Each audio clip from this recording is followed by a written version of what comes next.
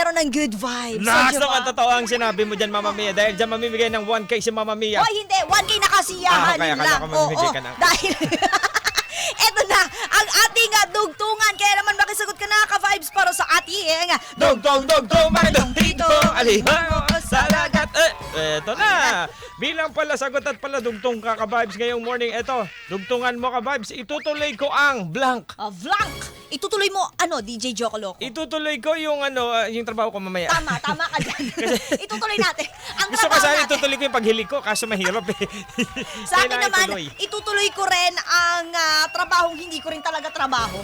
Ay, talaga ba? Oo, kailangan talaga. Minsan talaga may mga ganun na kailangan tapusin sa trabaho. Ibigay mo na yan. Okay lang naman. Paminsan-minsan lang naman, di ba? Kaya, ikaw ba, ka-vibes, ano ang itutuloy mo sa araw na ito, sa Biyernes? Si Wade Ilagan sabi niya, itutuloy ko ang laban kahit may posibilidad na matalo. Wow. Mas okay. Laban ba yan saan? Laban saan? Oo nga naman. Ano ba to? Championship? Baka sa mga labahin mo lang yan, ha? Oo, Spurs versus Knicks, ganun Ay, ba? tapos na. Oo, Oo. tapos na. Mas okay nang mabigo dahil sumubo kaysa wala nangyari dahil hindi man lang lumaban. Wow, taray. Wow. Talagang pinalaki ka ng sex bomb. Totoo. Oy, Sumagot ganun naman si Mary Idrias. Buwisa. Buwisa ka pala eh. Buwisa ka din, sabi ni Itutuloy ko ang paglaba kahit na nagbabadya ang pag-ulan. Taray! Uy, good. Ito naman, si Ate Sari Lerma, itutuloy ko ang pagsuporta at pakikinig sa lahat ng programa ng 92.3 FMR. Lakas naman yun, Lalo na raw kay DJ Syjet. Ay, iba.